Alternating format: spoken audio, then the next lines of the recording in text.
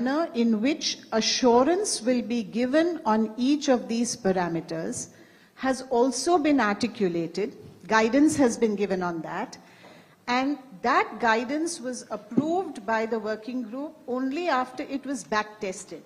So there was a proposal that these will be the parameters, this is how we will give assurance. We went out and back tested it with a set of 10 large conglomerates. Only when it was clear, and there were some changes because of that, right? Because when the feedback comes and when you actually implement on the ground. So with that, we now have this very powerful tool called BRSR Core. And this is what will take us into the realm of assured ESG disclosure and therefore assured ESG ratings far ahead of any other jurisdiction on the planet. So this is a very important move for us.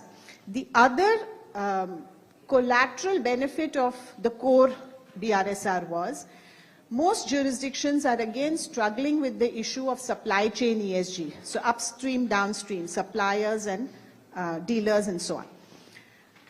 Everybody knows and understands that there's a vulnerability there to greenwashing, because if an entity is wanting to develop a good ESG score, it can simply outsource either upstream or downstream the aspects of its activities which are not giving it a good ESG score. So it's very easy to circumvent this, and it can result in potential greenwashing.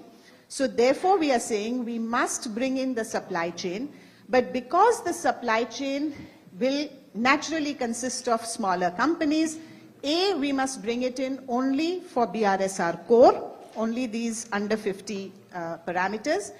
And more importantly, we don't want 100% coverage. So your top suppliers until you reach cumulatively 75%, your top customers until you reach a cumulative 75%. So it's much easier to comply. So there's a huge ease of doing business here, but at the same time you are achieving a high level of assurance. So this again we think is a very significant move that we are making, and we think that a large number of people are looking forward to seeing how this will work. Also, just to highlight that in the core BRSR, we have incorporated certain aspects of ESG that are extremely relevant to emerging markets. So traditionally, since this space has come from the developed markets, many of the emerging market relevant parameters were never included. We have now included them. And again, we find that when we speak at international fora, many of the emerging markets are looking forward to seeing what is it that we are doing in this area. Then moving on to the issue of the ratings themselves, we believe that this needs to be a regulated area. As you know, globally before the 2008 crisis, credit rating agencies were also not regulated, and many people had said to us that, you know, global best practice does not require credit rating agencies to be regulated. After 2008, they all changed their mind.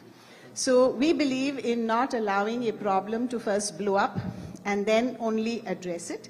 We think that it's important that there should be, right from the start, a regulation and a way in which these entities conduct themselves. It is again very much a disclosure-based and a code of conduct-based approach, but yes, they need to be regulated entities.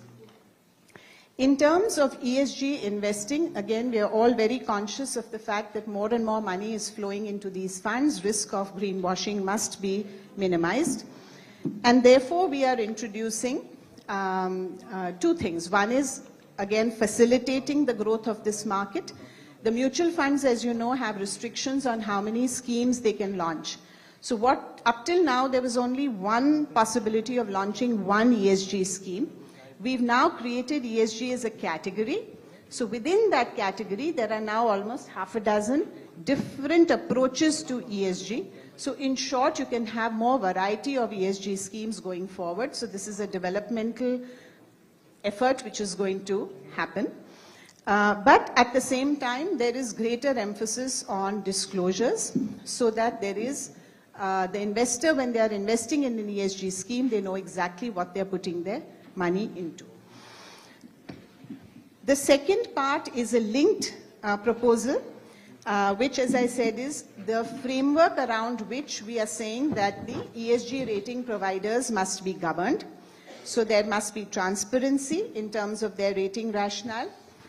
Conflict of interest, very important, because as we know, the audit firms in the past have come under tremendous scrutiny on account of conflict of interest, that on the one hand they have assurance type activities and on the other hand they have consulting type activities, and the two are not really separated in a meaningful way. So right at the start we are wanting to make sure that that doesn't happen. So these rating providers can provide ratings and assurance type services, but they cannot then go and have a conflict of interest in terms of consulting. The third is also very important, particularly again from the perspective of India and emerging markets.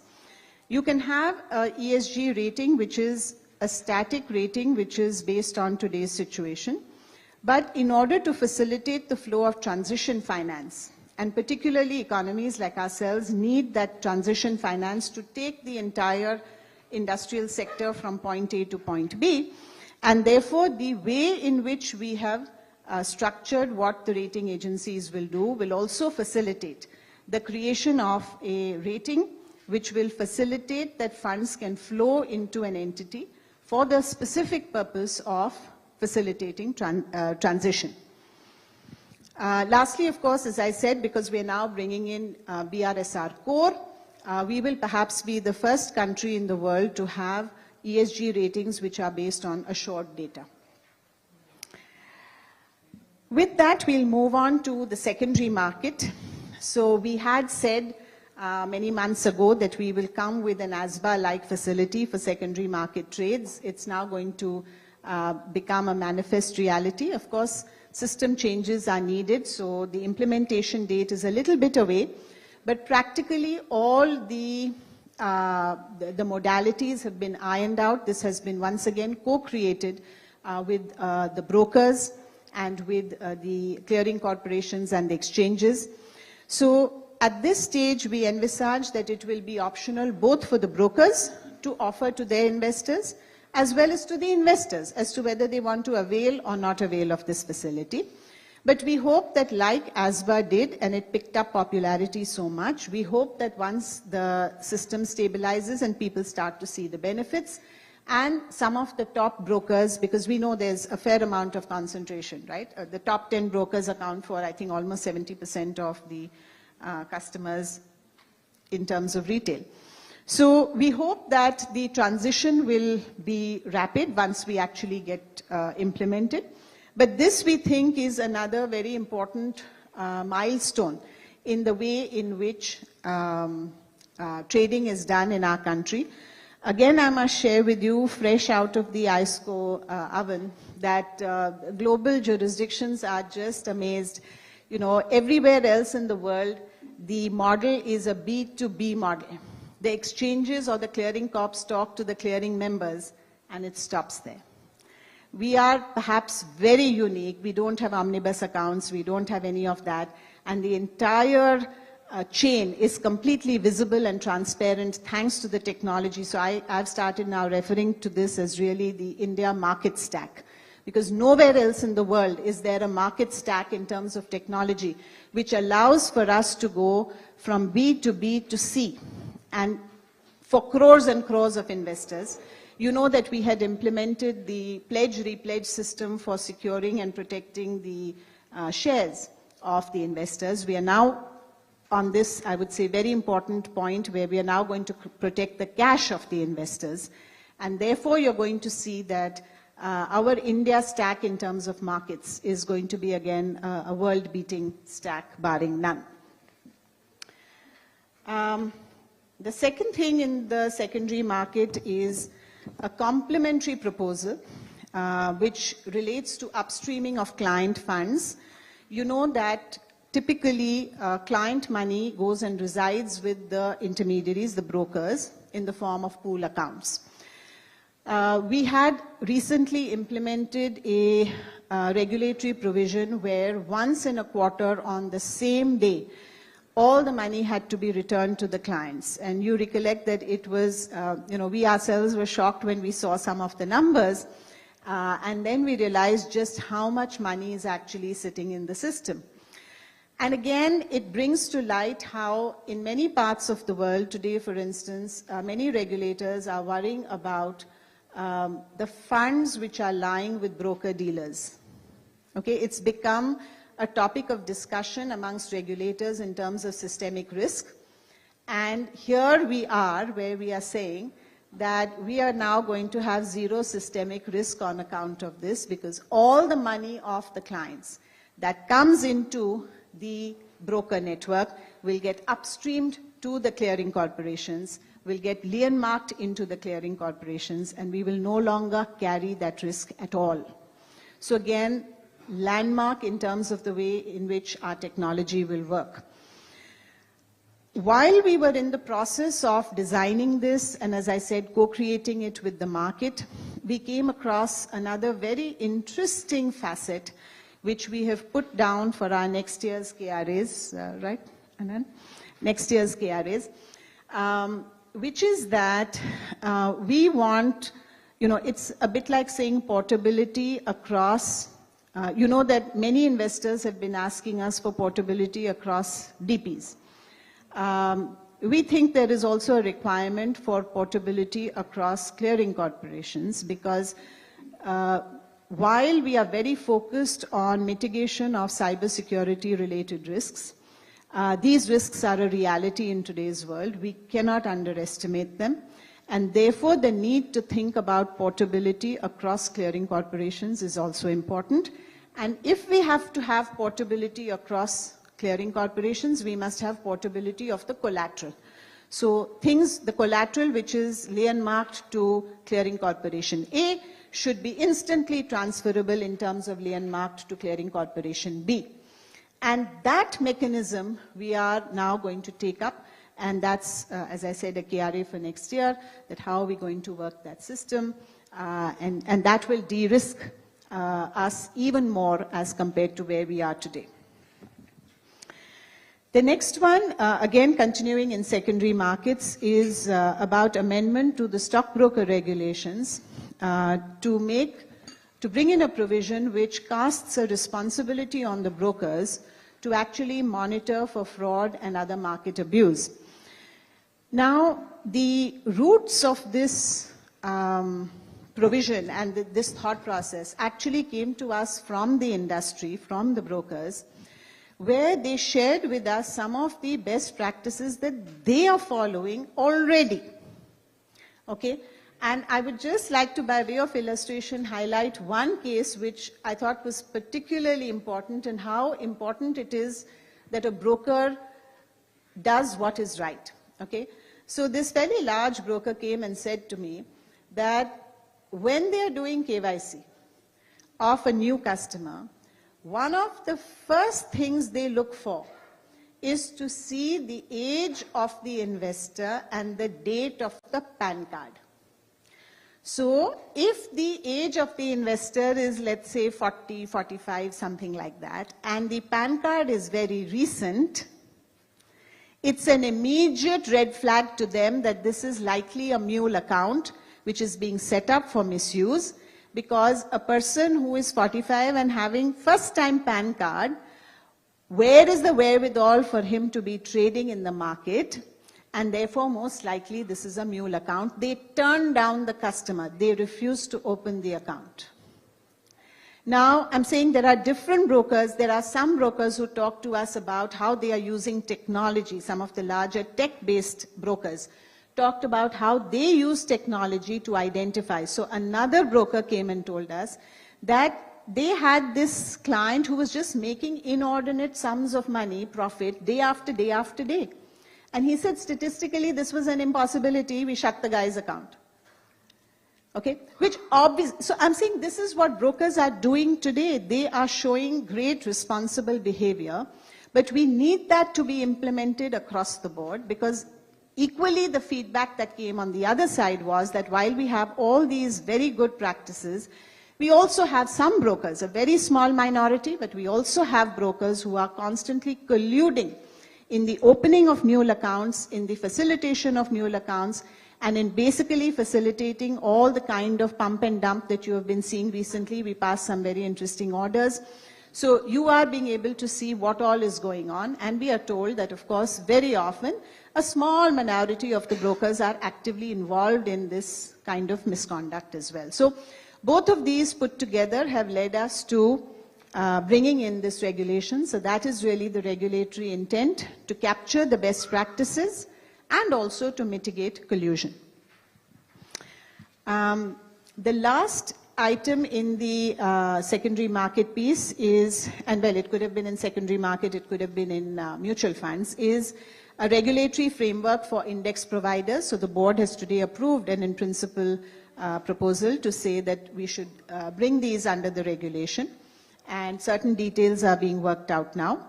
But again, like we said in the case of ESG rating, we believe that this needs to be done sooner than later. Let us not wait for a LIBOR kind of a scandal to break out and then say we need to regulate. Let us make sure that we have a base level of very simple, light touch, conduct-based regulation to begin with. No.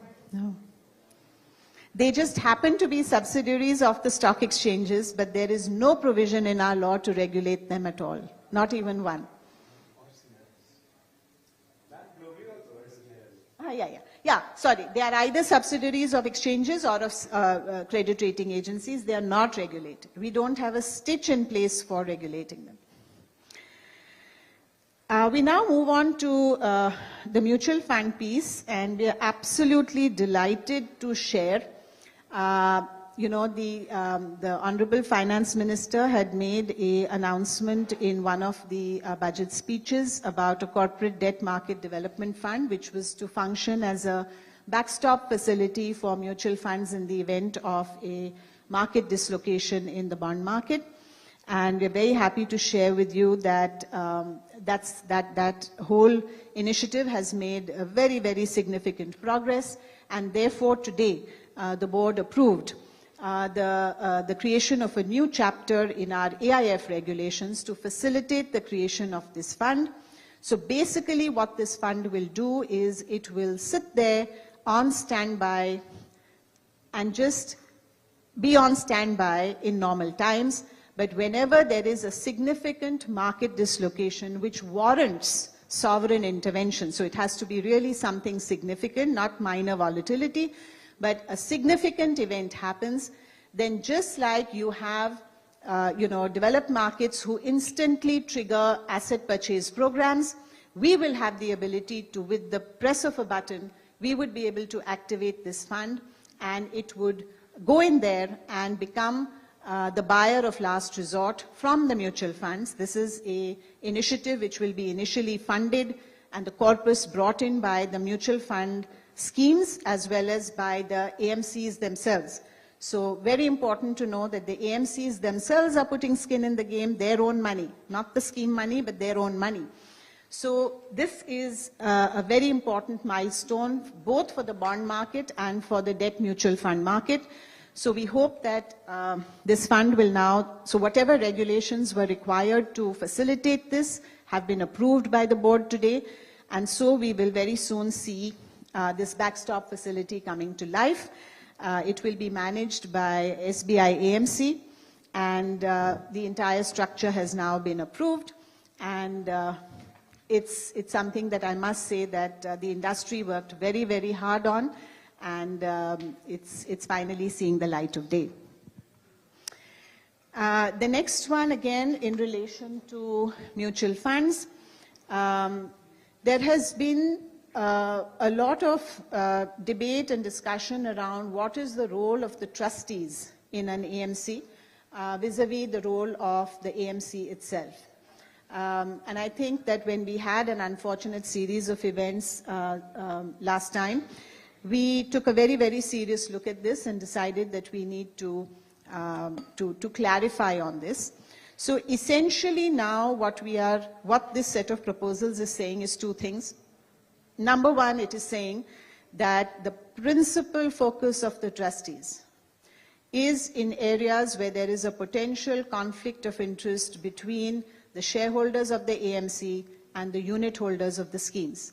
That's where you have to focus. So a lot of the procedural and the operational and the tick box stuff has been removed. Saying, please don't bother with it, that's not your job, that's not what we need you to do. We need you to focus on areas where you, as the fiduciary, responsible, taking responsibility for the unit holders, you are guarding against conflict of interest with the shareholders of the AMC. So that role is now very, very crystal clear. There are a lot of modalities built in, again, all co-created with industry as to how they are to go about that. In addition, is a very important point which our advisory committee advised us. I must say we went back and forth on it a couple of times, but we finally decided that what the advisory committee was telling us was in fact good advice, and that was that the AMC itself must be given a huge responsibility for unit holder interest, and not just as a custodian of the shareholders of the AMC. So now a new committee is going to be formed called the Unit Holder Protection Committee. This will be a committee of the board of the AMC. So the AMC has to own fully. They cannot now say, oh, but the trustees were supposed to look after the unit holder. I was only supposed to look after the interest of the shareholders of the AMC. They can no longer say that because they are required to have a unit holder protection committee and to ensure that they are not compromising. So they are taking responsibility as well for not compromising the interests of the unit holders. Next is an ease of doing business proposal.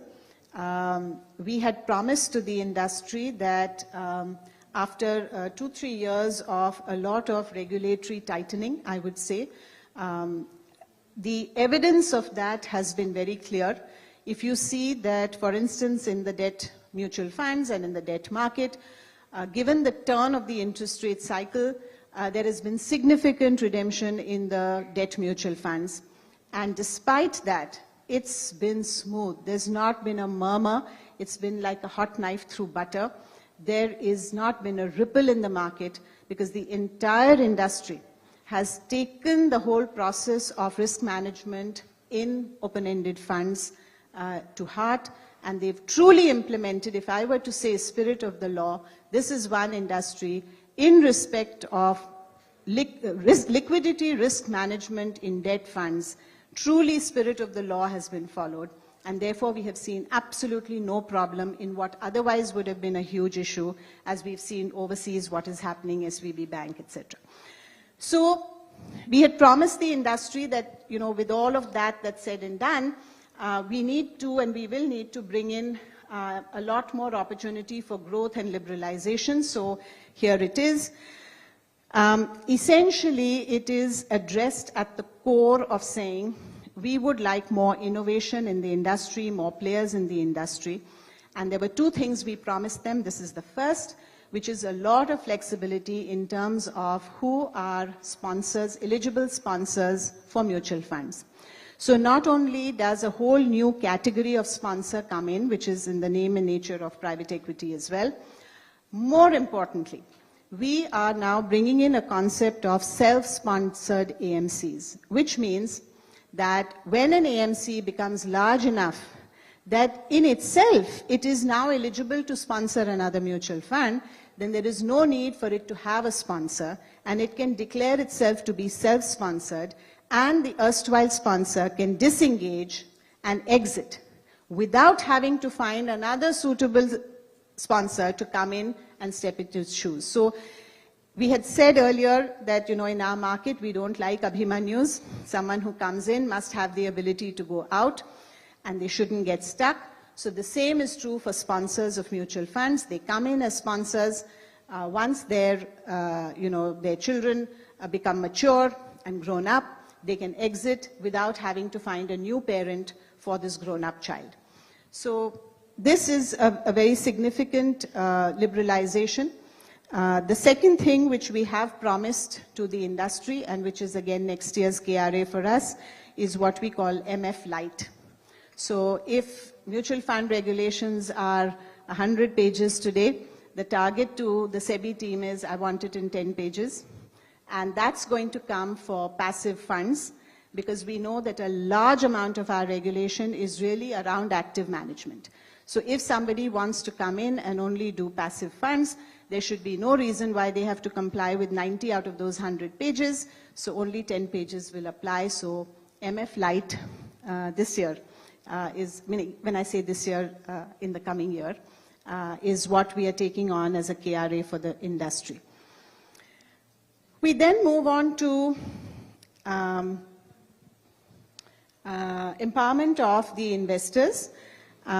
We have, based on various learnings in the recent past, consolidated a set of provisions. A lot of them relate to disclosure. As you know, we are predominantly a disclosure-based regime. We believe that the real role that SEBI has to play is not to tell listed companies what to do, what not to do. That's not what we have been empowered to do by the SEBI Act. However, the principal role that we play is to ensure that there is full and comprehensive disclosure, and that then with that disclosure, the market votes with its feet, votes with its wallets. So material events, we have brought in many provisions, both for comprehensiveness of disclosure as well as timeliness of disclosure. We also have a set of provisions for empowering the shareholders in terms of their approvals. So things which were sort of considered a promoter's lifelong rights, we are now saying that it is not lifelong, and that you do need to go back to your investors periodically and take approvals. So for instance, special rights granted to any shareholder, including promoters. We cannot have perpetuity of special rights. We cannot have perpetuity of board seats. There was a arbitrage. There was a regulatory arbitrage between scheme of arrangement and sump sale. We've now bridged that arbitrage. So essentially empowering the shareholder to make sure that there isn't a perpetual set of rights which the promoters have, which they can take for granted lifelong. There are some more proposals on timeliness of submission and filling up vacancies of directors, largely procedural. And then also some more feedback in terms of, at the time of IPOs and bonus issues, there are some procedural issues which we are ironing out. For instance, underwriting. It's very different whether there is hard underwriting or soft underwriting. We are making the rules very clear that if you have an intent to have hard underwriting, it must be disclosed ahead of time. It cannot be done later. Also, in terms of bonus issues, we found that there have been some problems where even before the previous shares issued by the issuer were traded and listed, they came up with bonus issues. Technically, again, letter of the law, there was nothing barring them. Spirit of the law, it was completely wrong. We are now fixing it. We then move on to the debt market. Another ease of doing business proposal. This is in the private placement space. We found that there are a large number of issuers who are repeat issuers. And it was completely insane the number of times that they had to file documents again and again and again. And it just didn't make any sense. And therefore, we've now come out with the concept of a general information document which you file the first time, and the validity is valid for a period of a year. And then every time that you want to do an issue, you just ride off of that and issue and give much less disclosure. Somewhat similar to the umbrella prospectus that was there for public issuances. Based on the consultation that we've done with the industry, we believe that this is something that really would address the ease of doing business. And therefore, if you read our the first para in this carefully, you may get a little bit confused, because the penultimate sentence says, the same shall facilitate ease of doing business for the issuers. And then it says, comply or explain, and then mandatory. Okay, so you'll wonder that if this is ease of doing business, why does the regulator need to push anyone to do it? People should do it anyway. So our observation is that there are times when the ये नया maintenance head Indeed से higher किया था? नहीं sir, वो मेरे पड़ोसी का भाई। अगली बार इंडीड से हायर करना।